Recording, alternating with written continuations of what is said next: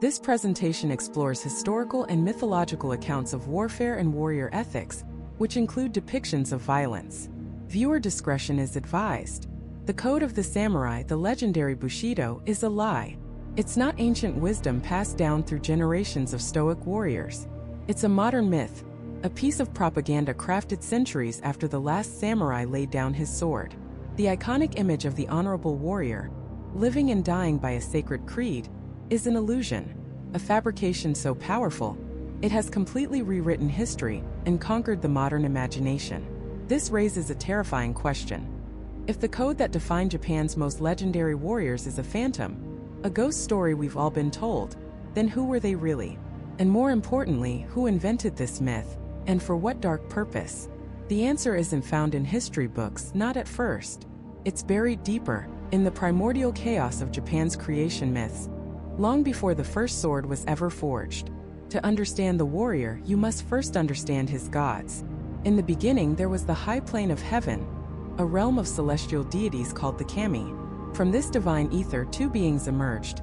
Izanagi, the male who invites, and Izanami, the female who invites.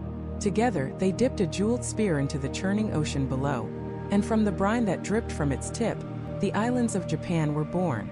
They populated this new world with countless kami, gods of the wind, the mountains, the rivers, and the trees. But their union also produced a child of fire, Kagetsuchi, whose birth scorched Izanami, sending her to Yomi, the land of the dead. In his grief and rage, Izanagi did something that would define the soul of a nation for millennia to come. He drew his 10-span sword and beheaded his own son. From the blood that stained his blade, new gods of war and violence were born.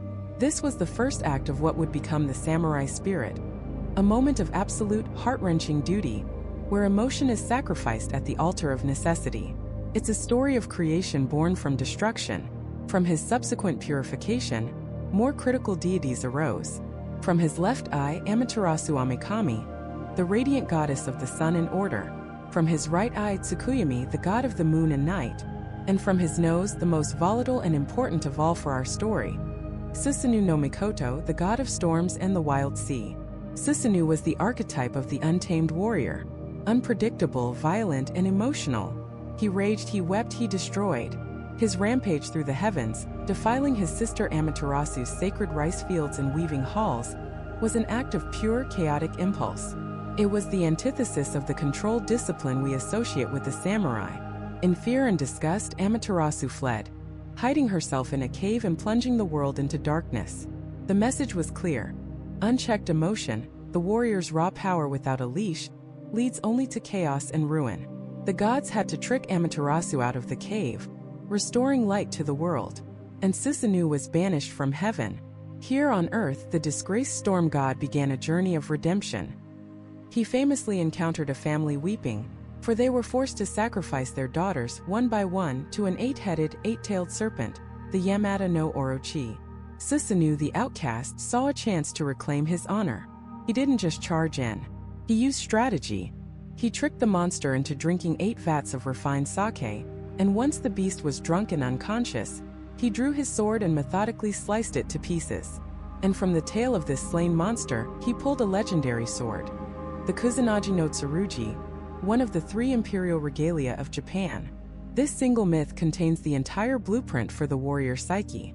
It presents 2 warring ideals: the wild, destructive impulse of the storm god, and the cunning, disciplined hero who protects the innocent. It's the battle between raw power and strategic control. The story tells us that a warrior's true strength isn't just in his rage, but in his ability to master it, to channel it for a higher purpose. This is the divine paradox that would echo through the centuries, the fundamental conflict at the heart of every samurai. For hundreds of years, this was just mythology. The Yamato court, descended from the sun goddess Amaterasu, ruled from the central plains of Japan. They were aristocrats, poets, and calligraphers. War was a messy business, outsourced to conscripts and mercenaries. Their primary enemies were the emissure, the so-called barbarians of the northern frontier. These were fierce, horse-riding archers, a culture of warriors who fought a brutal guerrilla war against the imperial state. The court in Kyoto saw them as a persistent, irritating threat, but also as a necessary evil.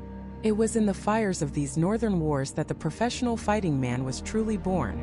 The court nobles, living lives of refined elegance, had little interest in personally bleeding in the mud. They needed protectors. They needed enforcers. They needed men who would serve their interests, no matter how bloody. They began to hire provincial warriors, clan leaders who had honed their skills fighting the emissary, to act as their personal guards and military agents. These men were called samurai, from the verb saburao, which means to serve or to attend upon. Let that sink in. The original word that became samurai did not mean noble warrior or master of the sword. It meant servant. Their entire existence was defined by their relationship to a master. They were the armed staff, the security detail for the 1% of Heian period Japan. Their value was in their loyalty and their martial skill, but they were still fundamentally employees. They were tools, extensions of a nobleman's will. They weren't writing poetry about cherry blossoms and honor. They were collecting taxes, guarding mansions, and putting down peasant rebellions. This was a practical, brutal reality, a far cry from the philosophical warrior meditating under a waterfall. The early samurai were more like a private military contractor or a feudal-era SWAT team than a knight in shining armor. Their code was simple. Obey your employer, eliminate the threat, and get paid. The concepts of glorious death, of ritual suicide, of a complex philosophical code governing their every action, these were luxuries they could not afford. They were a product of necessity, born from the court's fear of the untamed lands beyond their capital. They were the answer to the problem of chaos, just as the gods had once tamed the storm god Sisanu. But what happens when the tool becomes more powerful than its master? What happens when the servants realize that they are the ones holding all the swords? A storm was brewing in Japan, a civil war that would shatter the elegant peace of the imperial court and thrust these humble servants into the role of masters. And in the blood and fire of that conflict, they would begin to write a new story about who they were, the first dangerous draft of the myth we know today. This first draft wasn't written on pristine scrolls with elegant calligraphy. It was carved into the mud and blood of the battlefield with the tips of broken swords. It was a story of raw, naked power, forged in the heart of a civil war that would tear Japan apart and redefine it forever. This was the Genpei War, a 5-year struggle of unimaginable brutality between the two most powerful samurai clans, the Taira and the Minamoto. This war is not just a historical event. It is Japan's national epic. It is their Iliad, their Aeneid, the foundational myth from which the samurai as we know them would emerge. On one side were the Taira, also known as the Haika. They had become the de facto rulers of Japan, seizing control of the imperial court, marrying their daughters to emperors, and indulging in the sophisticated, decadent lifestyle of the aristocracy they had once served. They were the establishment, the powerful, the proud. And as the stories would later tell, their pride would be their downfall. On the other side were the Minamoto, or the Genji. They were the outsiders, the challengers, exiled and scattered after a previous defeat. They were rougher, hungrier, a clan of warriors from the rugged eastern provinces, nursing a generation of grievances and waiting for their moment to strike. When that moment came in 1180, it unleashed a conflict that was less a series of honorable duels and more a nationwide brawl for survival. And at the heart of this epic were two brothers, two Minamoto princes who would become the archetypes for the samurai myth itself. They were the two faces of the warrior, the ideal and the real. The ideal was Minamoto no Yoshitsune. He is the tragic hero of Japanese legend, a figure of almost superhuman military genius. Raised in a monastery, he emerged as a brilliant, audacious commander. He was known for his lightning-fast cavalry charges, his unconventional tactics, and his unwavering loyalty. Yoshitsune was the warrior every samurai wanted to be: brave, brilliant, and victorious.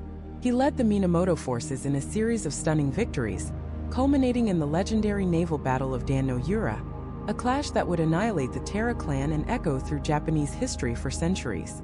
But if Yoshitsune was the ideal, his older brother, Minamoto no Yoritomo, was the reality. Yoritomo was not a dazzling battlefield commander. He was a cold, calculating, and utterly ruthless politician. While Yoshitsune was winning battles, Yoritomo was in his capital of Kamakura, consolidating power, forging alliances, and building the foundations of a new government. He understood something his younger brother didn't. Winning the war was only half the struggle. The other half was winning the peace, and that required a different kind of steel, the steel of a ruler, not just a soldier. The story of this war, the story of these brothers, and the story of the samurai's violent birth was captured in one of the great works of Japanese literature, the tale of the Haiku. This isn't a dry history textbook. It's a sweeping, tragic epic, originally chanted by blind monks to the accompaniment of a biwa, a kind of lute. It was performance art, a sermon, a ghost story, and a national memory all rolled into one. And its central theme, repeated like a mantra from the very first lines, is the Buddhist concept of mujo or impermanence. The tale begins. The sound of the Gion Shoja bells echoes the impermanence of all things. The color of the Sala flowers reveals the truth that the prosperous must decline. The proud do not endure, they are like a dream on a spring night. The mighty fall at last, they are as dust before the wind. This wasn't a celebration of victory. It was a lament for the fallen, a warning that all power, all glory, all life is fleeting. This fatalistic, melancholy worldview became baked into the samurai psyche. They were men who lived intimately with death, and their foundational story taught them that even the greatest triumphs were just temporary moments before an inevitable decline. This is the first crucial pillar of their emerging code, a profound awareness of mortality. And within this epic, we see the raw ingredients of what would later be called Bushido, but in a much more primal form. It wasn't about abstract virtues, it was about reputation, loyalty to one's commander, and the terrifying weight of shame. One of the most famous stories from the tale of the Haiku perfectly captures this moral complexity. It's the story of the veteran Minamoto warrior, Kumagai Neizane. During one battle, he corners a young, high-ranking Terra warrior. He knocks the young man from his horse, ready to take his head as a trophy. But when he tears off the helmet, he sees the face of a boy, no older than his own son, with the powdered face and blackened teeth of a court noble. The boy, Terra no Atsumori, is resigned to his fate. He is calm, noble, and carries a flute with him, a symbol of his refined, aristocratic upbringing. Kumagai is overcome with pity. He wants to let the boy go, but he sees his own comrades approaching. If he doesn't kill Atsumori, someone else will, and they will mock Kumagai for his weakness. Trapped between his humanity and the brutal demands of his warrior duty, Kumagai makes a tearful promise to pray for the boy's soul in the next life, and then he takes his head. Was this honor? Was this loyalty? Or was it a brutal, tragic necessity? The tale doesn't give an easy answer. Instead, it shows us the profound psychological conflict at the heart of the warrior's life. The story ends with Kumagai, so haunted by his deed, renouncing the way of the sword and becoming a Buddhist monk, forever praying for the soul of the boy he killed. This wasn't a simple tale of good versus evil. It was a story about the soul-crushing cost of war. And the war itself was far from a series of noble one-on-one duels.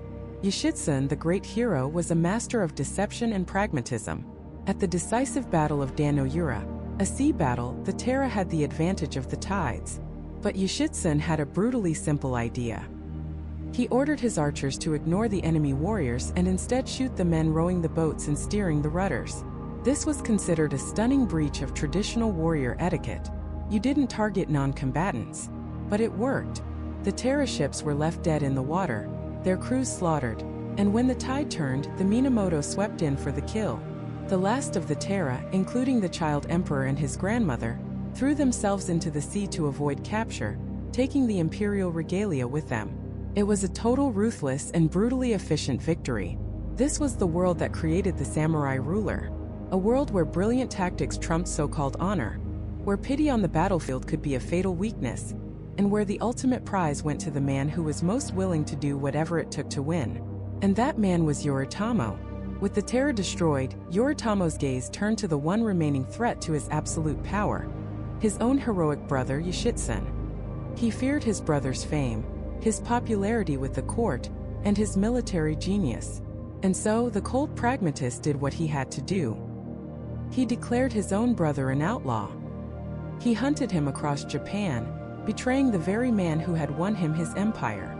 Yoshitsun was eventually cornered, and in the end, chose to take his own life rather than be captured. The ideal was sacrifice for the real. The romantic hero was destroyed by the politician. With every rival eliminated, Yoritomo was the undisputed master of Japan. But he didn't make the same mistake the Terra had. He didn't move to the capital to get lost in the silks and poetry of the imperial court. He stayed in his military camp at Kamakura and created an entirely new form of government, the Bakufu, which literally means tent government. He forced the emperor to grant him a new title, Seii Taishogun, or Barbarian Subduing Generalissimo. We know it simply as shogun. This was a seismic shift in Japanese history. For the next 700 years, the emperor would remain a revered, divine figurehead in Kyoto, but the real power, the military, the economic, the political power, would be held by the shogun. Japan would be ruled not by the pen, but by the sword. The humble servants had become the absolute masters. They now had a nation to rule, a founding myth steeped in blood and tragedy, and a pantheon of heroes and ghosts to haunt them. They had proven their strength. Now they had to prove their right to rule. They needed to transform themselves from mere killers into a legitimate governing class. They had to take the brutal, pragmatic, and often contradictory lessons of the Genpei War and forge them into a coherent ideology, a philosophy that could justify their power not just to the nation, but to themselves. The first draft of their story was written. Now the editing would begin. How do you edit a war? You don't erase the blood. You turn it into ink. You don't silence the screams. You set them to music. The architects of the new samurai order, the Kamakura shogunate, understood this better than anyone. They had won the Genpei War through brutality, opportunism, and shifting allegiances.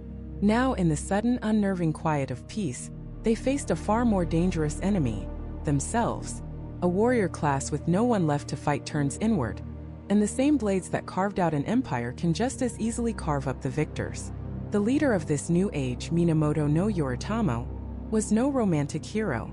He was a paranoid, calculating, and utterly brilliant politician who knew that the most important battle was not for land but for the story. He had to take the raw, chaotic energy of thousands of ambitious, violent men and channel it, give it purpose, and most importantly, bring it under his absolute control. His first act of editing was a purge. He systematically eliminated any potential rival, including his own family members. His heroic younger brother, Yoshitsun, the brilliant general who had won him the war, was hunted down and forced to take his own life. This sent a chillingly clear message to every warrior in Japan. Talent, heroism, and even blood ties meant nothing compared to the new cardinal virtue: unwavering, unquestioning loyalty to the shogun. This wasn't a philosophy born in a tranquil monastery. It was a practical rule forged in fear and blood. The first pillar of what would one day be called Bushido wasn't honor, it was obedience. But you cannot rule by fear alone. You need a narrative, a grand myth that makes people want to obey. And so the editing began in earnest. Across Japan, a new kind of storyteller emerged. Blind monks carrying biwa lutes, traveling from village to castle, singing the great epic of the war that had just ended. They sang the Haika Monogatari, the tale of the Haika. This wasn't a dry historical chronicle. This was the authorized biography of the samurai soul, a masterpiece of propaganda, wrapped in some of the most beautiful literature ever produced. The Haika Monogatari took the messy, often cowardly, and brutal events of the Genpei War and polished them into a series of gleaming, tragic vignettes. It gave the samurai heroes to emulate and villains to despise. It gave them a reason for being. The tale transformed the chaos of battle into a stage for profound moral drama. It taught that the way a man died was more important than the way he lived. It introduced a powerful, seductive aesthetic, the beauty of the noble failure, the glory of the perfect death. Think of the story of Tera no Atsumori. He was a 16-year-old courtier, a member of the losing Haika clan, famous for his skill on the flute. During a rout on the beach at Ichinotani, he is challenged by the veteran Minamoto warrior, Kumagai Neizane. Kumagai easily unhorses the boy and, tearing off his helmet to take his head, is stunned to see the face of a youth the same age as his own son. He sees the flute tucked into the boy's sash. In that moment, Kumagai hesitates. He wants to let the boy go, but he sees his own comrades approaching. To let Atsumori live would be seen as treason. To kill him feels like a sin. With tears streaming down his face, Kumagai promises to pray for Atsumori's soul and strikes off his head. Later, racked with guilt, Kumagai renounces the warrior life and becomes a Buddhist monk. Now, did this happen exactly as the story says? Almost certainly not. The reality was likely a frantic, muddy, and terrifying slaughter on a chaotic beach. But that doesn't matter. The story is what matters. It taught the samurai class a revolutionary idea, that a warrior could be more than just a killer. He could be a man of refinement, of art, of deep feeling and moral conflict. It injected a dose of humanity and tragic grandeur into the bloody business of war. It told them, yes, your job is to kill, but you can do it with a heavy heart. You can do it with honor. It was a psychological masterstroke. It allowed the samurai to see themselves not as thugs, but as tragic heroes, instruments of a cruel but beautiful fate. This was a profound departure from the original warrior ethos, the unwritten code known as Kyuba no Michi, the way of the bow and horse. This older way was brutally practical. It was about battlefield proficiency. Could you ride a horse at a full gallop while firing a bow with deadly accuracy? Could you swim in full armor? Did you know how to gauge the wind and the terrain? It was a tradesman's code, the gritty checklist of a professional soldier. It had little to say about philosophy or the beauty of death. It was about winning. The Heike Monogatari and the culture it fostered began to overwrite this practical code with a new romantic one. It suggested that a perfect death was a greater victory than a messy survival. It elevated loyalty from a strategic necessity to a sacred, almost religious duty. This new narrative was essential for the stability of the Kamakura government. It gave the thousands of provincial warriors, the Gokunin, a shared identity. They were no longer just Minamoto vassals or Hojo retainers. They were all participants in this grand, unfolding drama of the samurai. They were the keepers of a new kind of honor, an honor defined not just by victory, but by loyalty, self-sacrifice, and a profound awareness of the transient, beautiful sadness of life, an idea known as Mono no Aware. This wasn't just a warrior code. It was the foundation of a new national mythology, with the samurai cast as the lead actors.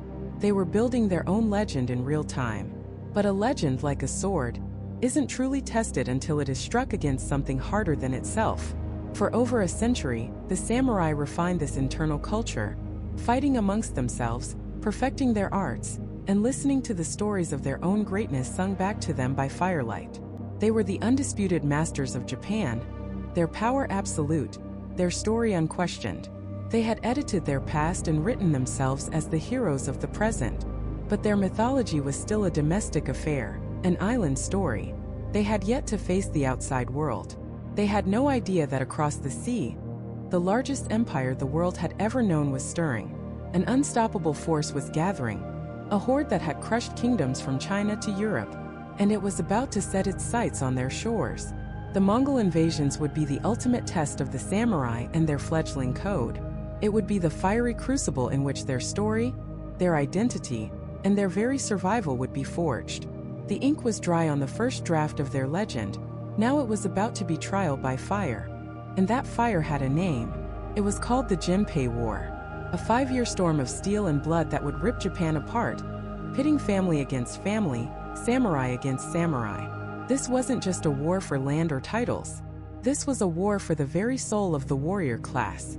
On one side, the Terra clan, also known as the Heike. They were the establishment, the insiders. For decades, they had woven themselves into the fabric of the imperial court in Kyoto, becoming more like decadent aristocrats than hardened warriors. They wore silk, wrote poetry, and held all the power, looking down on the provincial warriors with a thinly veiled contempt. Their leader, the formidable Terra no Kayamori, ruled with an iron fist, convinced of his clan's divine right to govern. On the other side, the Minamoto or the Genji. They were the outsiders, the challengers, a clan of proven military might, exiled and scattered to the winds after a failed rebellion years earlier. They were hungry, hardened by years in the wilderness, nursing a bitter grudge that had been passed down from father to son. Their leader-in-waiting was Minamoto no Yoritomo, a shrewd, patient, and utterly ruthless political operator, biding his time in exile. But the face of their rebellion, the man who would become the living embodiment of the samurai archetype, was his younger half-brother, a military genius named Yoshitsun. The spark that lit this nationwide powder keg was, as it so often is, a squabble over succession. The Terra placed a toddler, their own grandson, on the chrysanthemum throne, cementing their power. For a disenfranchised imperial prince, this was the final insult. He issued a call to arms, a plea to the scattered Minamoto clan and all who opposed the Terra. rise up, avenge your honor, reclaim what is yours. And so the trial began. Every principle the samurai had begun to articulate was now thrown into the chaos of real-world combat. Take GI rectitude or justice. For the Minamoto, this was their rallying cry. They weren't just fighting for power. They were fighting to correct a cosmic wrong, to restore balance to the realm and punish the arrogance of the Terra. For the Terra, GI meant defending the established order, protecting the emperor they themselves had installed. From the very start, the war was a brutal lesson. Justice is a matter of perspective. Your hero is my villain. Your righteous cause is my rebellion. Then there was Chugi loyalty. This was the bedrock of the samurai world. But the Genpei War tested its limits.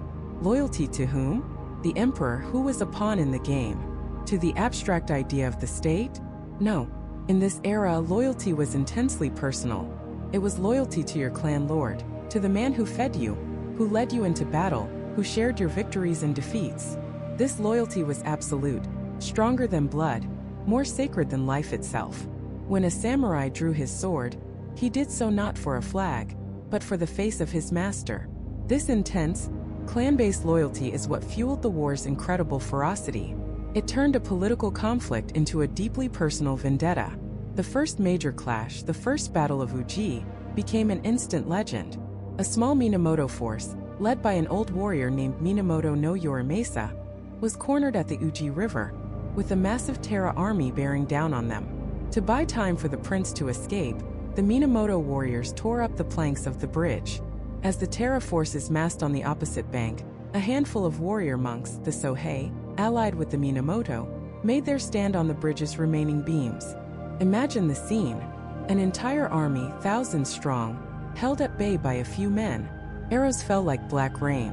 One monk, Gachin no Taijima, spun his naginata, a long polearm, with such speed that he deflected most of the arrows, while those that found their mark simply glanced off his armor. He fought like a demon, a whirlwind of steel and defiance. Beside him stood another monk, Tutsui Jomyo Meishu, who famously shed his armor as it became studded with arrows, and armed with a bow, then a sword, then a dagger, fought on until he was overwhelmed. They knew it was a suicide mission. They knew they would die. But they held the bridge. They fought with a courage, a you so profound it bordered on madness. They lost the battle, but their story became a cornerstone of the samurai mythos, a testament to the idea that how you face death is more important than victory itself. As the war raged on, it became a showcase for the brilliant, if unconventional mind of Minamoto no Yoshitsune. He was the artist of the battlefield, while his brother Yoritama was the politician.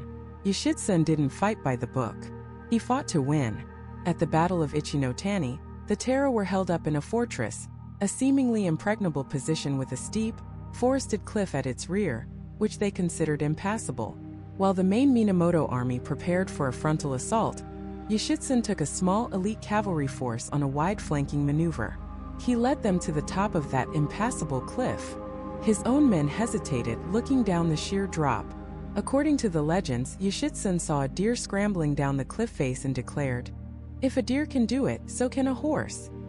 He spurred his horse and plunged downwards, his men right behind him, sliding and crashing through the forest in a chaotic, terrifying cavalry charge straight into the rear of the unsuspecting Terra camp. The surprise was total.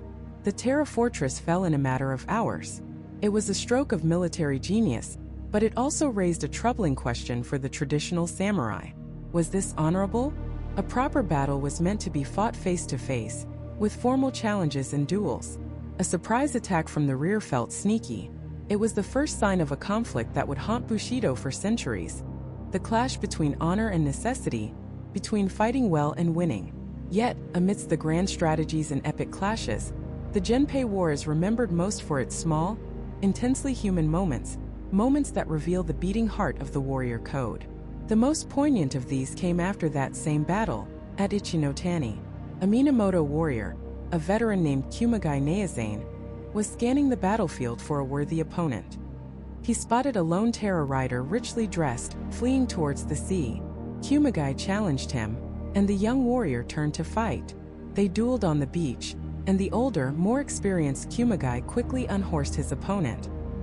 He pinned the young man down, ripping off his helmet for the final blow, and he stopped. He was looking into the face of a boy, no older than his own son, perhaps 16 years old. The boy was Tera no Atsumori, a noble and a gifted flute player. In that moment, Kumagai saw not an enemy, but the tragedy of war. He wanted to spare the boy, but he saw his own comrades approaching. He knew if he let Atsumori go, the boy would simply be killed by another, less compassionate warrior, and it would bring shame on Kumagai's name. With tears in his eyes, Kumagai told the boy to pray, promising to offer prayers for his soul. He then took Atsumori's head. Later, as he examined the boy's belongings, he found a flute in his silk bag. The sound of Tera flutes had been heard from their camp the night before, a sound of culture and refinement in the face of imminent doom. The realization crushed Kumagai. He had killed a beautiful, talented young life for the sake of war. The act so haunted him that after the war, Kumagai Neazane renounced the way of the warrior, shaved his head, and became a Buddhist monk, praying for Atsumori's soul for the rest of his days. This single, tragic encounter reveals more about the soul of Bushido than any great battle. It shows the presence of genuine benevolence or compassion, even in the midst of slaughter. It shows that the ideal samurai was not a mindless killing machine, but a man grappling with the moral weight of his actions. The code was not just about how to fight or how to die. It was about how to remain human in the face of inhumanity. The war was nearing its climax. The Tera, beaten on land, had retreated to their fleet, taking the child Emperor Antoku and the imperial regalia, the sacred sword, mirror, and jewel of Japan with them. They were cornered, a once proud clan now living on ships, their backs to the sea. The final confrontation was inevitable. It would take place on the water, in a naval battle that would decide the fate of Japan and serve as the final bloody examination of the samurai code. The stage was set for the Battle of Dan no Yura, a clash that would end not just a war, but an entire era. The water itself was a battlefield, a churning, unpredictable god of currents and whirlpools. On the morning of April 25, 1185, the Shimonoseki Strait was calm, but it was the deceptive stillness of a predator. 800 Tera ships, a forest of red banners, faced 1,000 Minamoto vessels, their white flags stark against the gray sky. On the Tera's central junk, a far more precious cargo than any soldier was housed, the 8-year-old Emperor Antoku, a divine child who was both their greatest symbol of legitimacy and their most vulnerable weakness. With him were the 3 sacred treasures of Japan, the mirror Yata no Kagami, the jewel Yasakani no Magatama, and the sword Kusanagi no Tsurugi. These weren't just objects of state, they were artifacts of the gods, the very source of imperial power. To lose them was to lose the favor of heaven itself. The Tera master seafarers knew the secrets of this strait. They understood its moods, its rhythms. As the battle began, they used this knowledge to devastating effect. The tide flowed in their favor, carrying their ships forward, allowing their archers to rain death upon the Minamoto fleet. The white banners of the Minamoto faltered.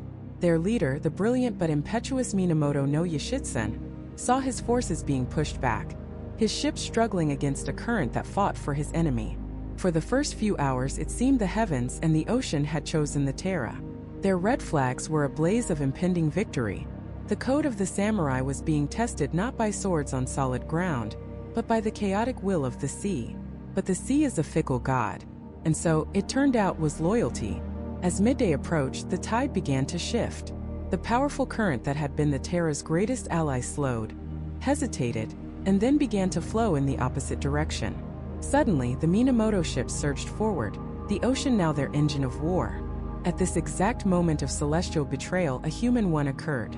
A Tera general, Taguchi Shigeyoshi, seeing the tide of fortune turn with the literal tide of the sea, made a decision. He had weighed his honor against his survival. He lowered his red flag and revealed to Yoshitsun which ship carried the child emperor. And with that, the battle became a hunt. Yoshitsun, ruthless and pragmatic, ordered his archers to concentrate all their fire on that single imperial vessel. The arrows fell like black rain. They targeted not the warriors, but the oarsmen, the sailors, the men who controlled the ship. They aimed to paralyze the heart of the Tera fleet. Panic erupted. The disciplined lines of the Tera warriors broke as they saw their divine emperor under direct assault. The battle devolved from a strategic naval engagement into a desperate, bloody melee. The water between the ships became a churning mass of splintered wood, sinking vessels, and dying men. The samurai code, with its emphasis on duels and honorable combat, was drowned in the chaos of arrows fired from a distance and the cold, indifferent embrace of the sea.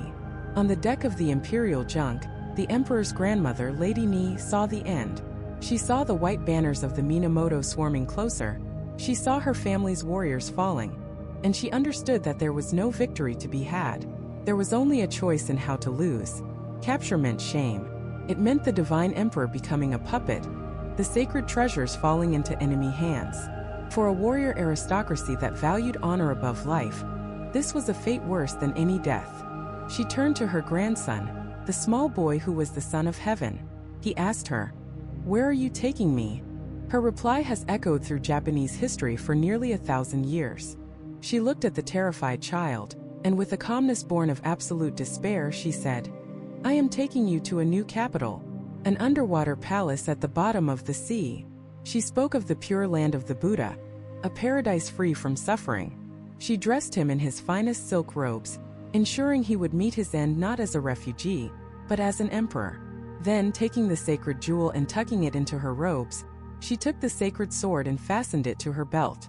Holding her grandson tightly in her arms, she turned to the west, the direction of the Pure Land, bowed to the unseen imperial palace in Kyoto, and uttered a final prayer.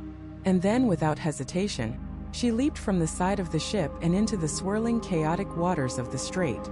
The child emperor, the last of his line, vanished beneath the waves.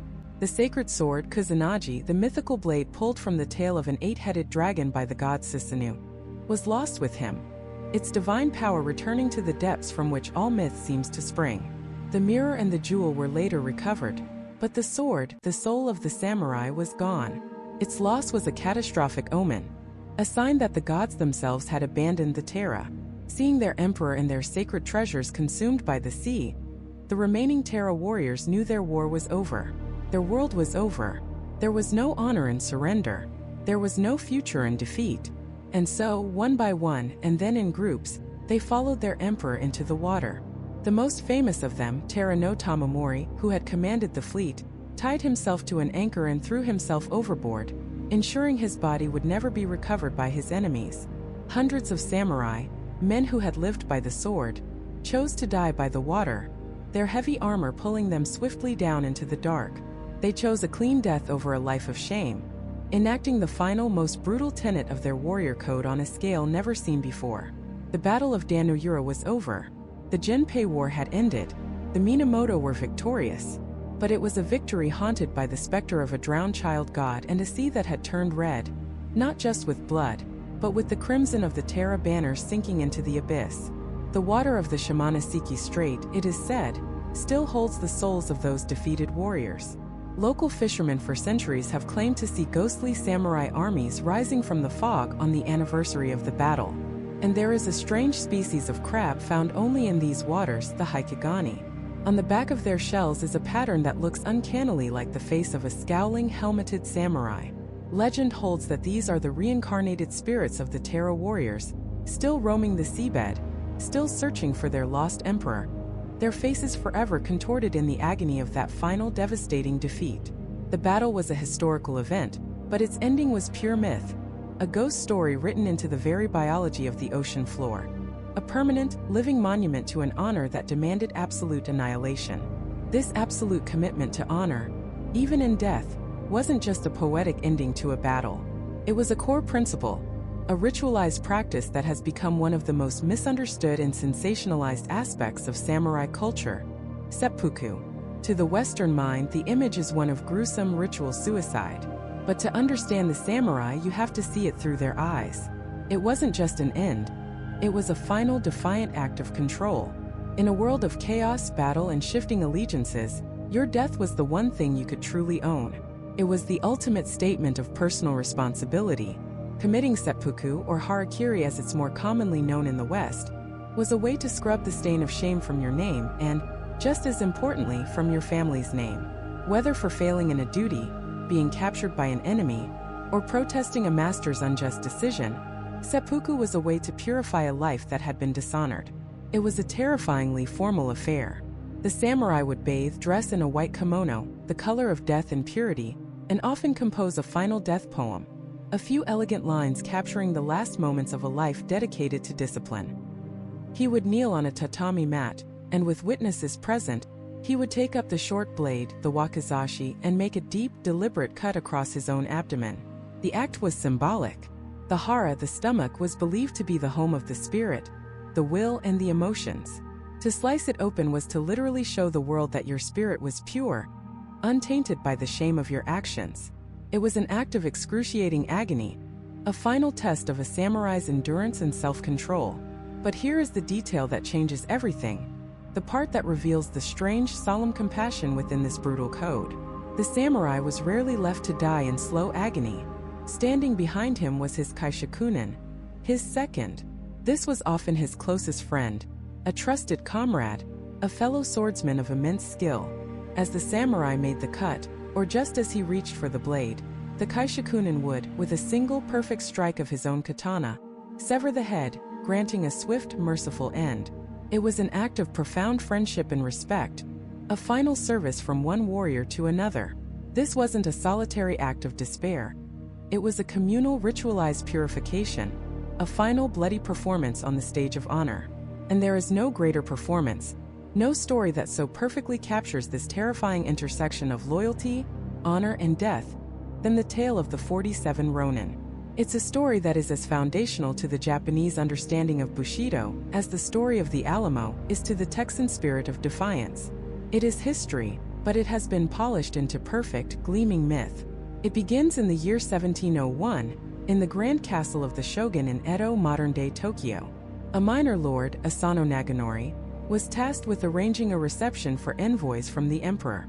To do this, he needed instruction in court etiquette from a powerful official named Kira Yashinaka.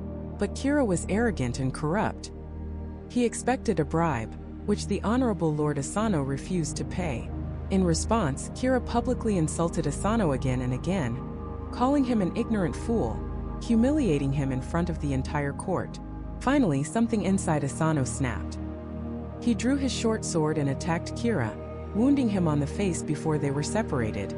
The crime was not the attack itself. The crime was where it happened.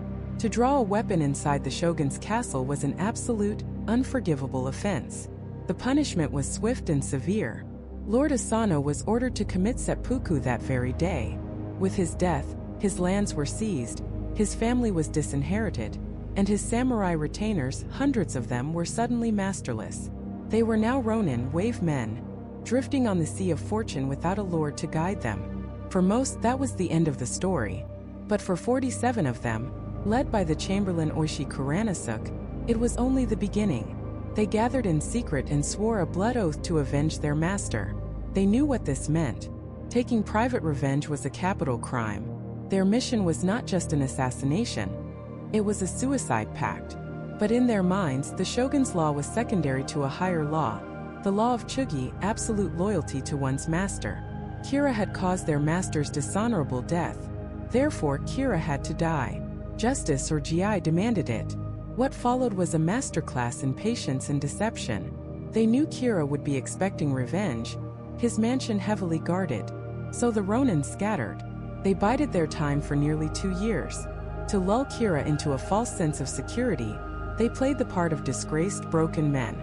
They became carpenters, merchants, and even monks. Their leader Oishi moved to Kyoto and cultivated the image of a hopeless drunkard. He spent his nights in brothels, got into drunken brawls, and collapsed in the street, becoming a laughingstock. He went so far as to divorce his loyal wife and send away his children, to protect them from the fallout of his plan. It was a performance of total degradation, a sacrifice of his personal honor in the service of a greater collective honor. Kira's spies reported all this back to their master, and eventually Kira relaxed his guard, convinced these pathetic Ronin were no longer a threat. That was his final mistake. On a snowy winter night in December 1702, the trap was sprung. The 47 Ronin, now dressed in makeshift armor, launched a perfectly coordinated attack on Kira's mansion in Edo. They split into 2 groups, one attacking the front gate, one the back. They were armed with swords, bows, and spears. They had detailed blueprints of the mansion, smuggled out by one of their number who had married the builder's daughter just to get them. The battle was swift and brutal. Kira's retainers fought bravely, but they were no match for the silent, determined Ronin. They found Kira, cowering in a storage shed, and dragged him out. Oishi respectfully identified him, and then, showing the ultimate adherence to their code, he offered Kira the same honor their master had been afforded. He offered him the chance to die like a samurai, to commit seppuku with the very same blade that had killed Lord Asano. Kira, trembling in fear, refused. He was no warrior. So Oishi, following the ritual, beheaded him. Their mission was complete, but the story was not over. They extinguished the fires, sheathed their bloody swords, and began a 10-kilometer march across the city to the Sengakuji Temple, where their master, Lord Asano, was buried. As dawn broke, the people of Edo emerged to see this grim procession. But instead of fear, they showed admiration. They offered the Ronin rest and refreshment, praising them for their loyalty. They had broken the law, but they had fulfilled the code. At the temple, they washed Kira's head in a well and placed it before their master's tomb, announcing that their quest for vengeance was complete. Then they peacefully surrendered to the authorities. This put the shogun in an impossible position. The Ronin were now national heroes. The people clamored for their pardon. They had embodied the very soul of the samurai spirit. But they were also criminals who had defied the shogun's authority and carried out a violent vendetta in his capital city. If he pardoned them, his laws would seem weak. If he executed them as common criminals, he would be betraying the very code his samurai class was built upon. After weeks of debate, the verdict came. It was a judgment of profound, uniquely Japanese wisdom. The shogun condemned the Ronin to death for their crime, but he did not have them executed. He granted them the honor of committing seppuku. They had lived as true samurai, and so they would be allowed to die as true samurai. One by one, the 46 Ronin, the 47th had been sent as a messenger and was later pardoned, knelt and took their own lives, joining their master in death. They were buried at the Sengakuji Temple, right next to the lord they had died for. Their graves became, and remain to this day, one of Japan's most revered sites, a place of pilgrimage. The story was instantly immortalized, becoming the basis for countless kabuki plays, books, and films. The 47 Ronin were no longer just men. They had become a national myth, the ultimate embodiment of loyalty and self-sacrifice. They proved that for the true samurai, life was a temporary state, but honor, and the duty you owed to your lord, was eternal. Their story cemented the idea that the most beautiful death was one in service to a higher ideal. But this deification of death, this transformation of a conspiracy into a national epic, raises a chilling question. When a code of honor demands your life as its ultimate expression, is it a path to glory or a gilded cage? That gilded cage was, in many ways, an entire era. The story of the 47 Ronin didn't happen in the chaos of the Warring States period. It happened in the heart of the Tokugawa shogunate, the so-called Great Peace, an unprecedented 2.5 centuries of stability and isolation. And this is the central paradox of the samurai myth. The warrior class, forged in the crucible of constant, brutal warfare, found itself with no wars to fight. The sword, the very soul of the samurai, now rested in its scabbard, gathering dust. The master of battle became a bureaucrat, a clerk, a tax collector. Imagine that. You train your entire life to be a living weapon, to face death at a moment's notice, to be the decisive edge of your lord's will. Your identity is forged in violence, and then the violence stops. The world no longer needs you to be a warrior, but it still demands you be a samurai. What happens to a code of conduct designed for the battlefield when the battlefield disappears? It doesn't vanish. It metastasizes. It turns inward, becoming more rigid, more elaborate, more performative. The absence of real conflict created a vacuum, and into that vacuum rushed an obsession with form, with ritual, with the aesthetics of being a warrior. Bushido, in the Great Peace, became less a practical guide for survival and more a complex, often suffocating social and spiritual performance. The samurai was now an actor on a national stage, and his role was to embody an ideal that had lost its practical function. He was a ghost in the machine of a modernizing state, a living relic whose primary purpose was to remember a more glorious, more violent past. The katana itself transformed. It was no longer just a tool, but a sacred object, a physical manifestation of a samurai's honor. There were elaborate rules for how to wear it, how to display it in one's home, how to pass it to another person. Drawing one's sword without just cause, Even a few inches could be a capital offense. The weapon became a symbol of a power that could not be used, a constant heavy weight on the hip that reminded the samurai every single day of who he was supposed to be, even as his daily life of paperwork and poetry readings contradicted that very identity. This internal conflict, this gap between the ideal and the reality, bred a kind of spiritual anxiety. And in this anxiety, the obsession with death didn't fade. It intensified. If you cannot prove your worth in battle, how do you prove it? In the Tokugawa era, the ultimate proof, the final undeniable performance of one's samurai spirit, was the act of seppuku, ritual suicide. We often think of seppuku as something a samurai did on the battlefield to avoid capture and disgrace. And it was. But during the Great Peace, it evolved into something far more complex. A legal, social, and deeply ritualized ceremony. It became a state-sanctioned theater of honor. A samurai could be ordered to commit seppuku for a crime, as a way of atoning for a failure, or to protest an injustice. It was a way to scrub the stain of dishonor from one's name and family with the ultimate sacrifice. The procedure was horrifyingly precise. It was to be performed in a designated place, often a temple or a garden, in front of official witnesses. The samurai would bathe, dress in a white kimono, the color of death and purity, and compose a final death poem, a final piece of art before the final act of violence. He would kneel on a tatami mat. Before him on a lacquered tray would be the blade, the short sword or wakizashi. He was expected to make the cut himself, a deep horizontal slice across his own abdomen from left to right. This was not a quick or easy death. It was chosen for its excruciating agony, believing that the stomach, the hara, was the seat of the soul and human will. To slice it open was to literally expose one's spirit to the world, to show that it was pure and untainted by cowardice or shame, to ensure the ritual was completed with the proper decorum, and to spare the samurai a prolonged, dishonorable agony. A trusted second, the kaishakunin, stood behind him with a raised katana. At the moment of truth, as the samurai made the cut or even just reached for the blade, the second's duty was to perform a near-complete decapitation, leaving just a sliver of flesh at the front of the neck, so the head would slump forward into the samurai's arms, as if in a final bow, rather than rolling ignominiously across the floor. This was the final act in the play of being a samurai.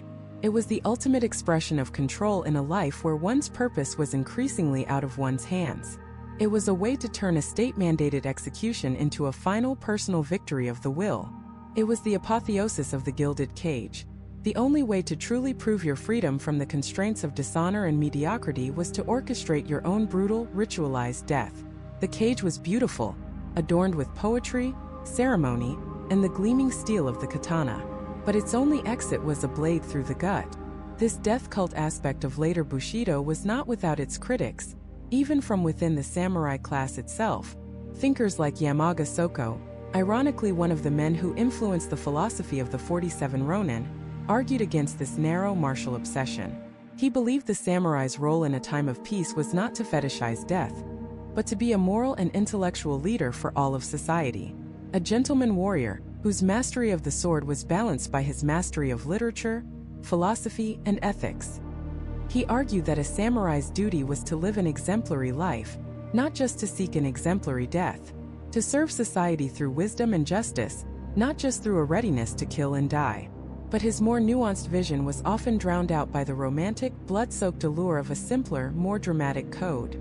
The most famous text to emerge from this era, the Hagakure, or In the Shadow of Leaves, perfectly captures this more extreme ideology. Written by a clerk, Yamamoto Tsunetomo, who had never seen battle, it is a bible of this peacetime Bushido. Its most famous line is a chilling declaration: "The way of the samurai is found in death." The Hagakure argues that by meditating on death daily, by living as if one is already dead, a samurai can achieve a state of perfect freedom, able to serve his lord without fear or hesitation. It's a philosophy born not of the battlefield, but of the tea house and the clerk's desk. It is the sound of a class trying to convince itself of its own relevance. It is the ultimate romanticization of an ideal, precisely because the reality it described no longer existed. It was a myth being written in real time, a story the samurai told themselves to make sense of their gilded cage. They polished the bars, sharpened their swords, and wrote poetry about the beauty of a swift, honorable end, all while the world outside their cage was changing in ways they could not possibly imagine. This meticulously constructed world of honor, ritual, and death was an elaborate sandcastle, built to withstand an internal crisis of identity. But a tidal wave was coming from the west, and when it hit, it wouldn't matter how beautifully the sandcastle was made. That tidal wave arrived on July 8, 1853. It didn't look like water. It looked like four colossal sea monsters, black as obsidian, belching black smoke into the pristine sky over Edo Bay. The Japanese called them the Kurofune, the black ships. To the fishermen in their small boats, they must have seemed like demons rising from the depths, dragons of iron and steam that moved against the wind, a violation of the natural order. These were the warships of United States Navy Commodore Matthew Perry, and they were the physical embodiment of an outside world the shogunate had spent 2.5 centuries pretending did not exist. The shock cannot be overstated. Imagine living in a world powered by muscle, wind, and water, a world of paper screens and wooden castles, a world where the sharpest, most revered technology is a hand-forged steel sword. Now imagine seeing a steam-powered warship, its paddle wheels churning the sea with an unnatural, relentless force, its hull impervious to any cannon Japan possessed. On board these ships were Paixhan's guns, cannons capable of firing explosive shells that could reduce a wooden Japanese fortress to splinters in minutes. The samurai, the warrior class, the men whose entire identity was built on the concept of martial supremacy, were confronted with a terrifying, undeniable truth. They were obsolete. Their entire way of life, their skills honed over generations, their legendary swords, they were utterly, hopelessly outmatched. What is the art of the blade against a naval cannon that can kill you from a mile away? What is a perfectly executed kata in the face of a volley of rifle fire? The intricate code of honor, the duels, the ritualistic combat that defined their status. It was all rendered a tragic, pointless pantomime in an instant. The sandcastle hadn't just been hit by a wave, it had been vaporized by a lightning strike from a clear sky. Commodore Perry delivered an ultimatum from President Millard Fillmore. It was polite, couched in the language of diplomacy, but the message was carried by the black iron hulls and the mouths of the cannons. Open your country to trade, or we will open it for you. The shogunate, which had ruled with absolute authority for over 250 years, was paralyzed. They had no answer to this kind of power. To fight meant annihilation. The stories of what the British had done to China in the Opium Wars were well known among the ruling elite. Japan would not be another subjugated Asian power. And so, they did the only thing they could. They yielded. The Convention of Kanagawa was signed in 1854. It was followed by a series of what would become known as the unequal treaties with other Western powers. These treaties were a national humiliation. They stripped Japan of its ability to set its own tariffs and granted foreigners extraterritoriality, meaning they were not subject to Japanese laws. For the samurai class, this was an unbearable shame. Their entire purpose, their raison d'etre, was to protect the nation and the shogun, and they had failed. They stood by, swords in their sashes, and watched as foreign barbarians dictated terms to their leaders. This failure cracked the very foundation of the Tokugawa regime. The shogun, who was supposed to be the supreme military dictator, the barbarian subduing generalissimo, had proven powerless. The meticulously crafted social order, the four tiers of society with the samurai at the top, began to crumble, not from the bottom up but from the top down. The legitimacy of the entire system was now in question. If the shogun couldn't protect Japan, what was his purpose? This crisis of faith ignited a firestorm of political dissent. For centuries, the emperor in Kyoto had been a powerless, symbolic figurehead, a spiritual leader with no real authority. But in this moment of weakness, disillusioned samurai, particularly from the powerful outer domains of Satsuma and Chashu, began to rally around him. A new slogan began to echo through the castles and dojos of Japan: Sano Joy, revere the emperor, expel the barbarian. This was a radical revolutionary idea. It was a direct challenge to the shogun's authority. It argued that the shogun had betrayed the nation, and that true loyalty was owed to the divine emperor. And it was a deeply violent and xenophobic movement. Samurai who had been trained in ritual combat, but had never seen a real war, were now filled with a righteous fury. They began assassinating shogunate officials and attacking foreigners in the streets. They were trying to reclaim their lost honor, not through the stylized duels of the past, but through terrorism and political violence. The Bushido they were now practicing was not the Stoic Neo-Confucian philosophy of the peaceful Edo period. That was the code of a bureaucrat. This was something new, something feral and desperate.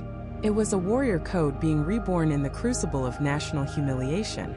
The old myth of the honorable, loyal retainer was being twisted into a new myth. The myth of the divine warrior, fighting to restore the emperor and purify the sacred land of Japan from foreign contamination. The shogunate, trying to appease the West while simultaneously putting down internal rebellions, found itself caught in an impossible position. It tried to modernize its own army, adopting Western firearms and tactics, but this only alienated the traditionalist samurai even more. To them, a gun was a coward's weapon. It required no skill, no spirit, no honor. The adoption of Western technology was seen as yet another betrayal, a final admission that the samurai way was dead. So Japan fractured. The nation was tearing itself apart. On one side was the Tokugawa shogunate, desperately trying to hold on to power and navigate a new and terrifying global reality. On the other was a growing coalition of powerful domains, led by a generation of young, ambitious, and furious samurai who saw the shogunate as weak and corrupt. They were armed not just with swords and spears, but with a powerful new ideology that blended emperor worship, xenophobia, and a repurposed, weaponized vision of the warrior code. The arrival of the black ships had done more than just open Japan's ports. It had shattered the nation's collective psyche. It had exposed the peaceful world of the Tokugawa samurai as a fragile illusion. The elaborate systems of honor, the focus on internal spiritual perfection, the very core of what Bushido had become, were all proven to be a fantasy, unable to cope with the brutal reality of industrial power. The samurai were a class of warriors with no one to fight, who had suddenly been confronted by an enemy they could not possibly defeat. And in that moment of ultimate failure, they turned their blades not outward but inward against each other. The sandcastle was gone. The tide had receded, and all that was left on the beach was a line drawn in the sand, a line that would soon be crossed in a torrent of blood. The age of the samurai was about to end, not at the hands of foreign invaders, but in a violent civil war for the very soul of Japan itself. The Boshin War, the War of the Year of the Dragon, was not a single battle but a national convulsion. It was the sound of a society tearing itself apart. On one side stood the Tokugawa shogunate, the military dynasty that had ruled for over 250 years of peace, now clinging to the last vestiges of a feudal world. On the other, a powerful coalition of southern clans, fighting under a banner that hadn't held real power in centuries, the banner of the Emperor Meiji. They called their cause the Imperial Restoration, a return to a purer divine order. But this was no simple return to the past. Their goal was to seize the future. Armed with Western rifles, trained in Western tactics, and funded by Western trade, they represented the terrifying, unstoppable force of modernity. The battlefields were a surreal nightmare, a collision of epochs. You would see a warrior clad in ornate, lacquered armor, a family heirloom passed down for generations, charging with a spear, only to be cut down by a volley of rifle fire from a line of peasant conscripts in simple wool uniforms. The proud samurai cavalry, once the terror of the battlefield, was mowed down by Gatling guns, their magnificent horses and riders falling in a tangled, bloody heap.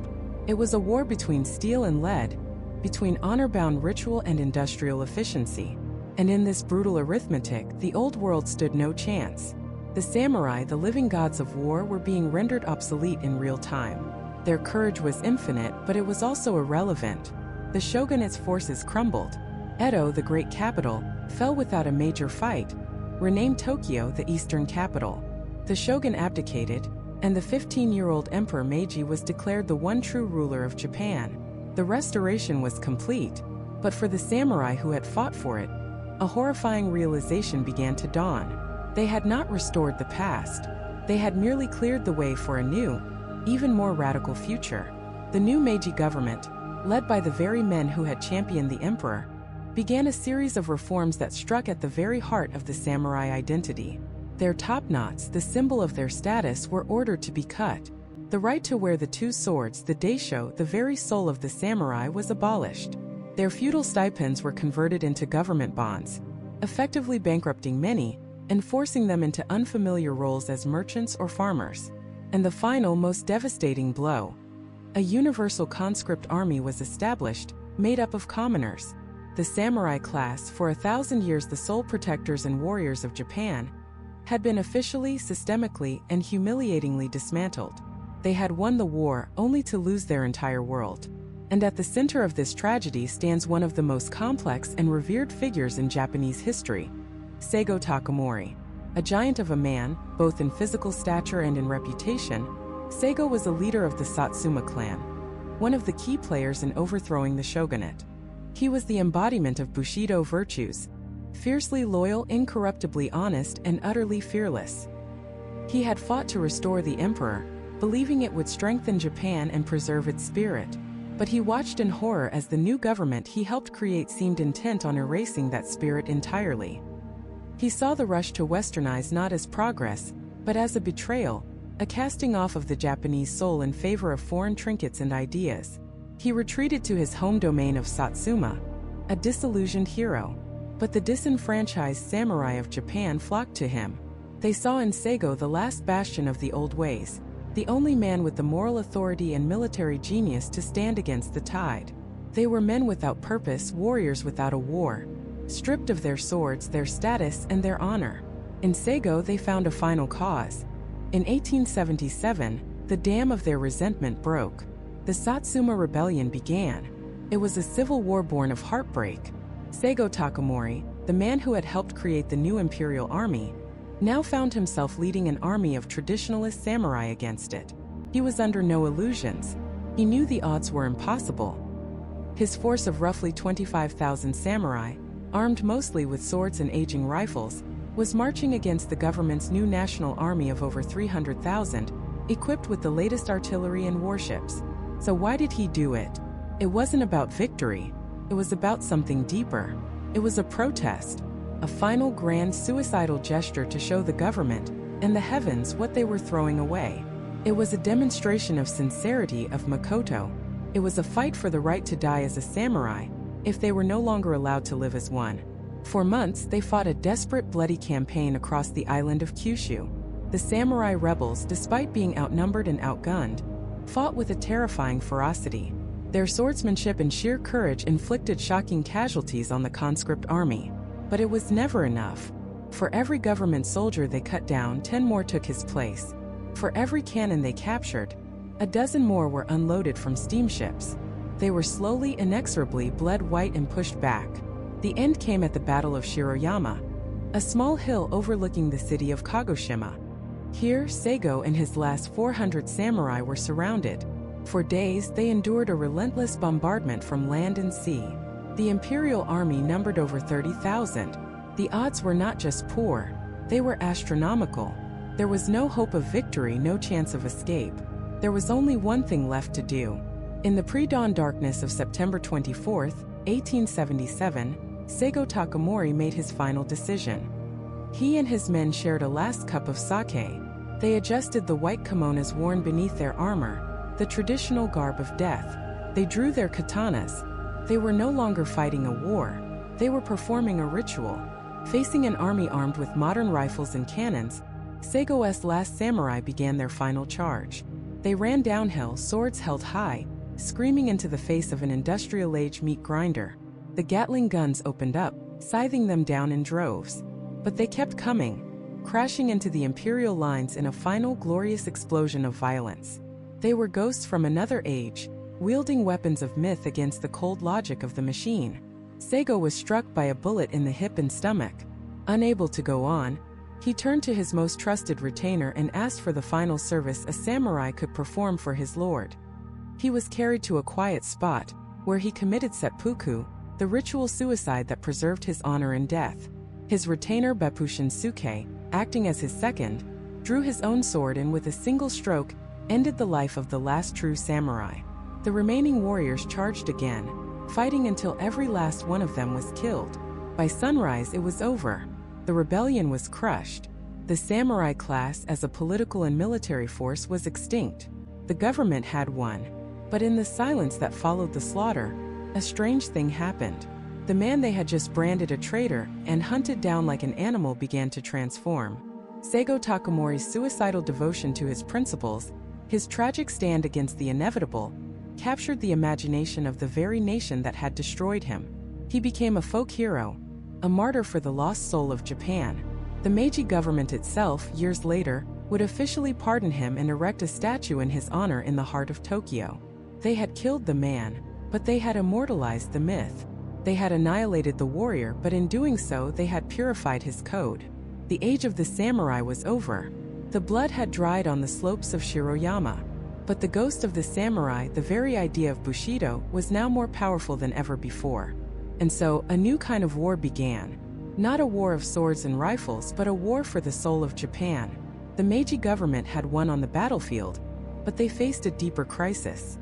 In their frantic rush to modernize to catch up with the West, they were in danger of erasing what it meant to be Japanese. A nation of factories, telegraphs, and railroads is just a machine. It needs a spirit, a unifying story. And in the ashes of the Satsuma Rebellion, they found one. They looked back at the very warriors they had just destroyed and saw not an obstacle to progress, but the perfect symbol for a new national identity. They needed a hero, a myth. And the ghost of the samurai was ready to be molded. This is where the story of Bushido takes its most dramatic, and perhaps most misleading turn. The practical, often brutal warrior codes of the past were collected, polished, and romanticized. The grit and the grime were washed away, leaving behind a gleaming, idealized philosophy. And the man who would package this new philosophy for the world wasn't a grizzled warrior, but a scholar, an educator, and a diplomat named Naito Banatsu. Around the turn of the 20th century, Naito wrote a short book that would change everything. It was called Bushido, the Soul of Japan. And here's the crucial detail. He wrote it in English for a Western audience.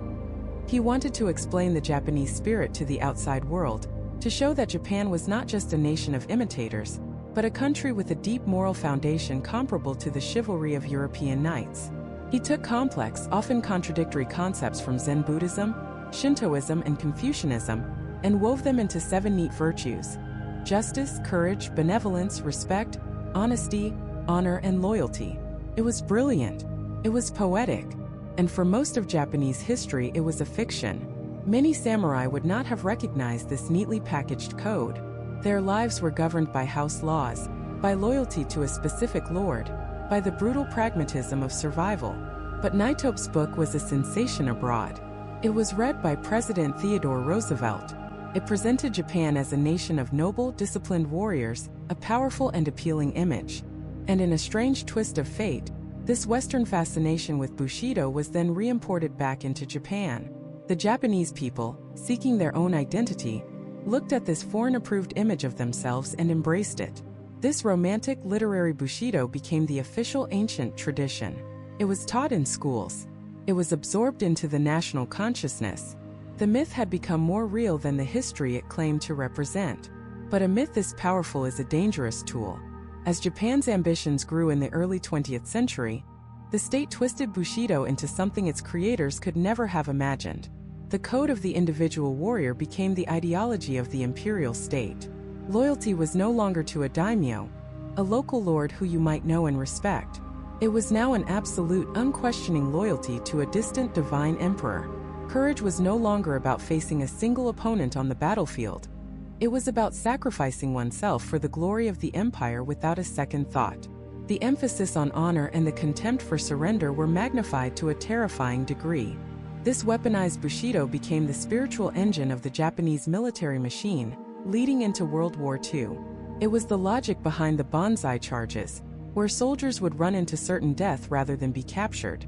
It was the justification for the horrific treatment of prisoners of war, who were seen as contemptible for having surrendered and thus forfeited their honor and their very humanity. And it reached its most famous tragic conclusion in the skies over the Pacific. The kamikaze pilot, the Divine Wind, was presented as the ultimate expression of Bushido, a young man sacrificing his life, his future, his entire being for the emperor and the nation. It was a devastatingly effective piece of propaganda, fusing ancient warrior symbolism with modern military technology. The samurai sword had been replaced by a cockpit and a payload of explosives, but the demand for absolute, fatal loyalty was the same. The mythological samurai, born in a time of peace and codified by a scholar, was now sending thousands of young men to their deaths. When the war ended in nuclear fire and unconditional surrender, Japan was shattered. And so was the myth of state Bushido. The code that was supposed to guarantee victory and eternal honor had led the nation to ruin and disgrace. For a time, Bushido became a dirty word, synonymous with the blind fanaticism and militarism that had caused so much suffering. The country turned its back on the warrior ethos, embracing pacifism and democracy in its new constitution. It seemed as though the ghost of the samurai had finally been exorcised. But a myth that powerful never truly dies. It just changes its form. As Japan began its miraculous post-war economic recovery, the principles of Bushido were quietly resurrected and repurposed for a new kind of battlefield, the global marketplace. The warrior's armor was replaced by a business suit. The katana was replaced by a briefcase. The loyalty once sworn to a daimyo or the emperor was now given to a corporation, to Sony, to Toyota, to Mitsubishi. The new samurai was the salaryman, dedicating his life to the company with unwavering discipline and a relentless pursuit of perfection. The group harmony, the perseverance in the face of adversity, the immense pride in one's work. These were the virtues of Bushido, reborn as a corporate ethos. This corporate Bushido helped fuel Japan's rise to an economic superpower, proving that the warrior spirit could build an economy just as effectively as it could wage a war. And that brings us to today. Where do we find Bushido now? We find it everywhere, and often in its most mythological form. We see it in the films of Akira Kurosawa, in the stoic ronin of countless anime and manga. We experience it ourselves in video games like Ghost of Tsushima, where we get to live out the fantasy of the honorable, conflicted warrior. We see its echoes in the discipline of martial arts dojos around the world, in the pursuit of a warrior's mindset by athletes and entrepreneurs. The Bushido that has conquered the modern world is not the messy, complicated reality of the feudal samurai. It is the romantic ideal created by Naito Banatsu. It is the myth. So what then is the truth of the samurai and the Bushido code? The truth is that there is no single truth. It was never one thing. It was a living, breathing, evolving set of values that changed with the needs of the times. It was a practical guide for warriors living by the sword. It was a philosophical ideal for scholars in a time of peace. It was a tool of nationalist propaganda for an empire at war. It was a blueprint for corporate success. And now it is a global symbol for discipline, honor, and the relentless pursuit of self-mastery. The story of Bushido is a powerful reminder that the stories we tell about our past are often more important than the past itself. We shape our heroes to fit the world we live in. The samurai of history was a man of his time, often violent, sometimes treacherous, bound by a complex web of obligations. The samurai of our imagination, the one who lives on in our movies and our minds, is a reflection of what we aspire to be. Honorable, courageous, loyal, and in complete control of our own destiny. The physical samurai may have vanished in the smoke and fire of the Meiji Restoration, but the mythological samurai is immortal. Because in the end, the Bushido Code isn't just a story about Japan. It's a story about the universal human quest for a life of purpose, and the eternal struggle to live by a code, any code, in a world that often seems to have none.